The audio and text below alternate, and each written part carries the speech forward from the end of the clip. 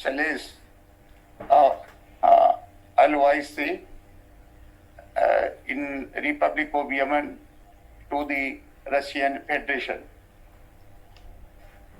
Mr. Ahmed Slim is director of this Yemen International Affairs Center, head of the representative officer of this Arab language in India, extraordinary and military ambassador of Yemen in Indonesia, the Sultanate of Brunei and Singapore, and Deputy Director of this Foreign Ministry of Human Resource Department and Minister Plenipotentiary of this Embassy of this Republic Yemen in Tokyo. Minister in Foreign Affairs in Yemen, Director of this Office of this Minister of Foreign Affairs, Director on Work with Personnel. I call upon this Ahmed Salim to deliver his lecture. Thank you. Thank you, sir.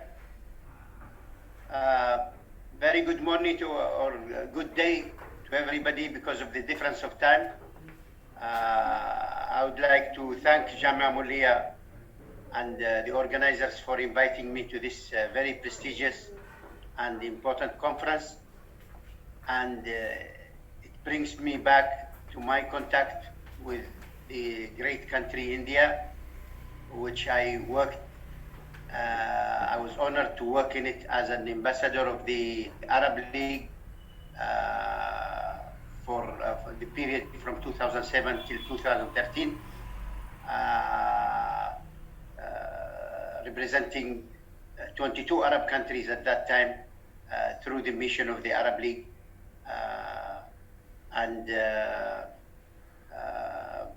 I guess that also it was a successful work.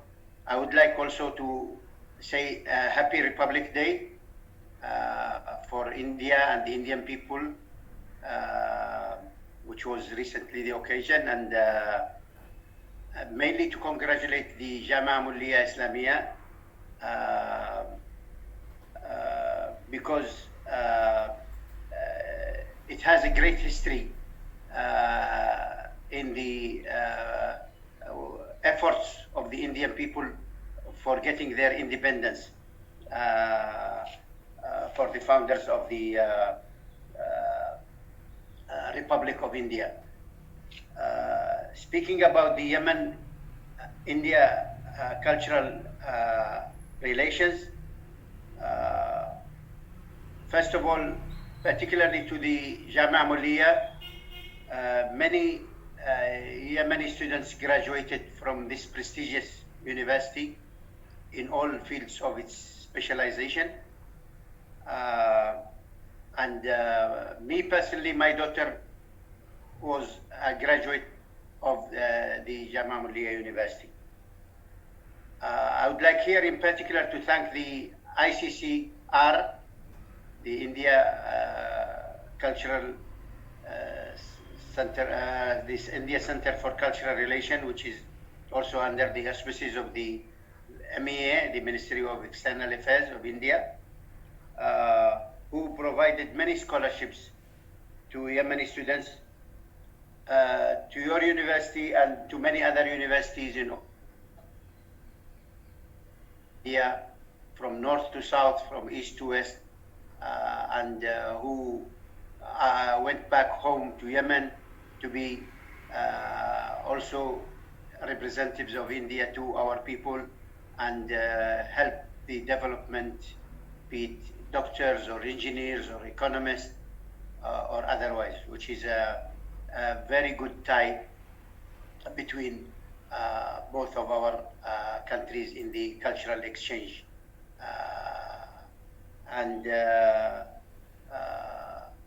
Our ambassador in India is a very close friend of mine.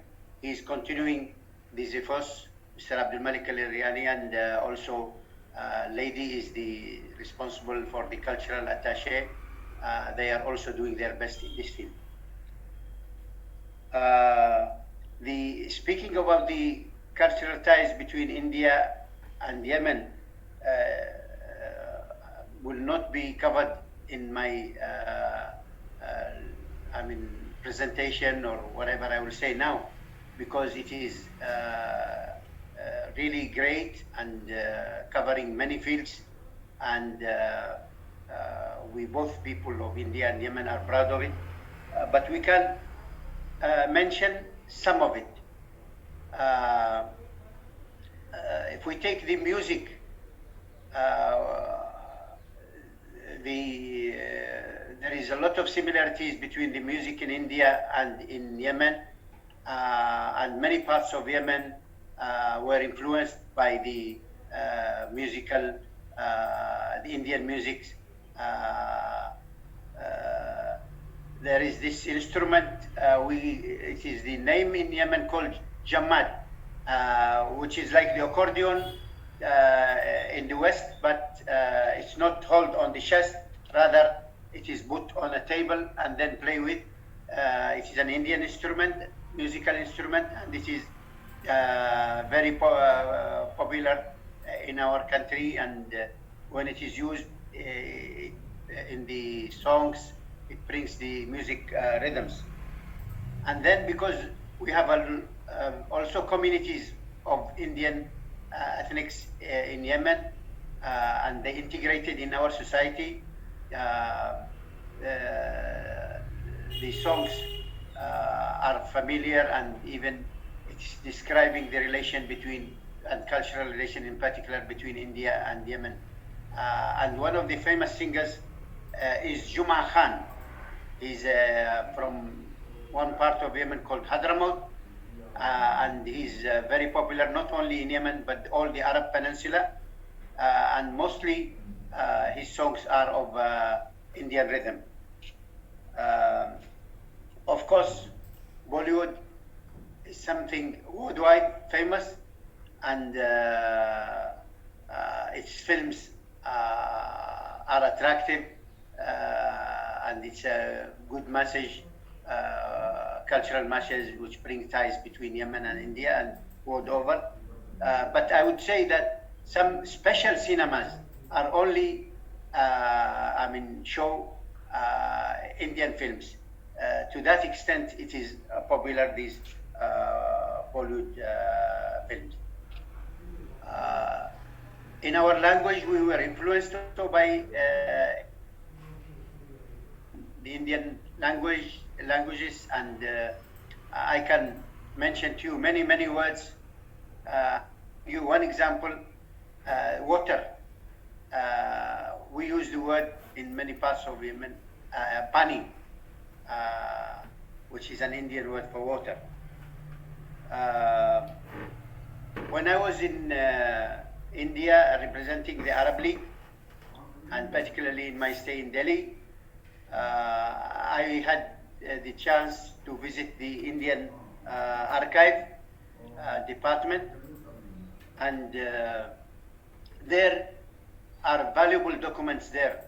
Goes back to more than 100 years and more, which shows the ties between India and Yemen, particularly in the British time. The laws which was issued in the legislatives was for India and for the Aden colony, which was ruled by the High Commissioner of Britain from India. And I would advise the researchers, particularly with this conference is organized by your prestigious university, that they go to this Indian archive, and they will find a lot of interesting and important documents where we can see and come out with a lot of researches and literature which is useful to the Indian side and the Arabian side, including Yemen. Examples are so many, from north of India to south, east of India to west, but if I will mention one example also, the city of Hyderabad in India, during the Sultan of who was ruling in Hyderabad, most of his officers were of Yemeni origin, and until today they are there. Of course, now it is, I mean, part and parcel of India, and it's governed by the Indian government after the independence. No more sultans and so on. But most of his officers were there. Now they are Indians in a part of Hyderabad called the Barracks, which was their camps before. Now it is a township, I mean, part of the town. And they are integrating with the society, and they are a bridge, I would rather say, in the cultural ties between both countries. And in Hyderabad, I cannot miss the importance of Jamia Uthmania, and a center of the Arabic language there, which was one of the earliest to translate many subscripts from Arabic to Indian language, or vice versa. And one of the earliest publications of Quran starting to come to our region, and including my country, from India. As you are aware, Islam came to India by two ways. Coming to the northern part by the rulers, Genghis Khan and others, I mean, from the Central Asia countries, and the other part, which came from the south, was a different way. It came by merchants, and most of these merchants who were coming to the southern part of India, bringing it down with, were merchants from Yemen, navigating by ships called the booms, which was not steam ships, not these modern ones. It was only according to the wind, which takes them from Yemen to the coast of India, the west coast of India, particularly to Kerala. And in my many visits to Kerala, I came to know a lot of cultural ties between Yemen and India. And one old mosque in one of the cities there, I don't recall now if it is Cochin,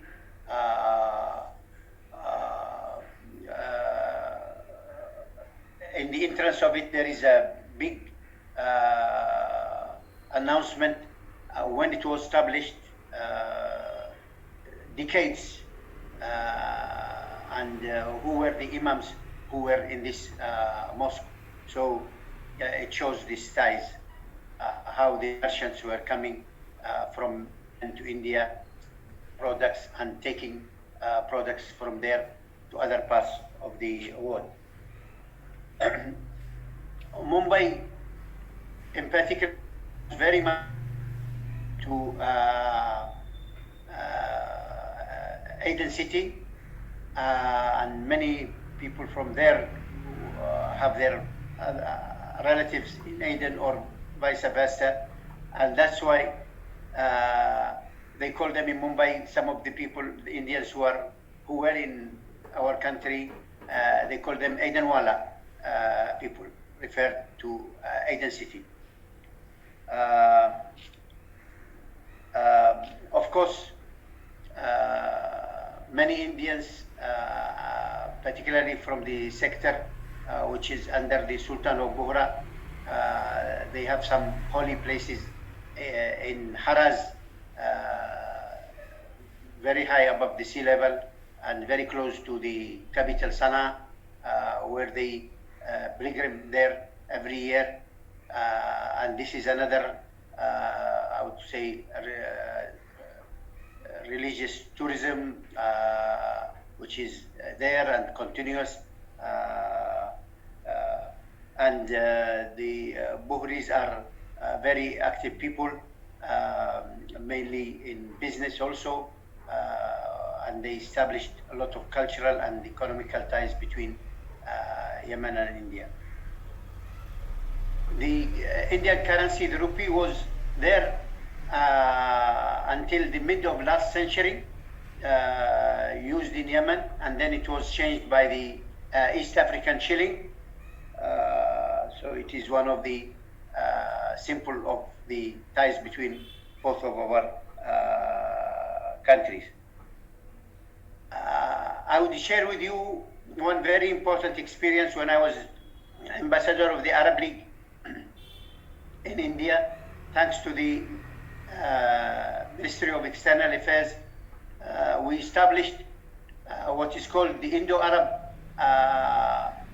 Forum, economical forum, but it covers economical, cultural, and otherwise. And this is still going on as a framework of relation between all the 22 Arab countries, including my country, Yemen, and India. And it's a valid framework. And I would like to share you one experience when this forum organized in Delhi the Arab Indian Cultural Festival, and during a full week many cultural groups from the Arab countries, including Yemen, were performing, and Indian groups giving cultural performance. And in the last day, a lady, an artist from Chennai, Tamil Nadu, was witnessing all these activities.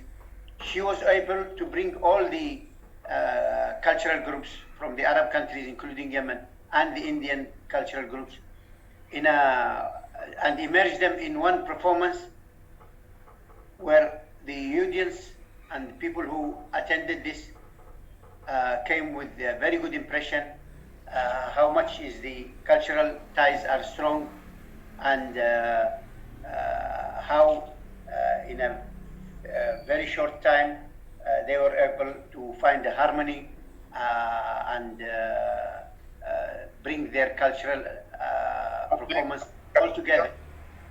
Conclude your speech, please. Okay, give me 1 more minute. So I would conclude with this experience of the Indo-Arab Forum and the performance, which shows how much when they perform together, there is a full harmony between the cultural Arab and Indian cultures. And once more, I would like to thank you for giving me this chance to speak in your very important event, and wish you all the best in your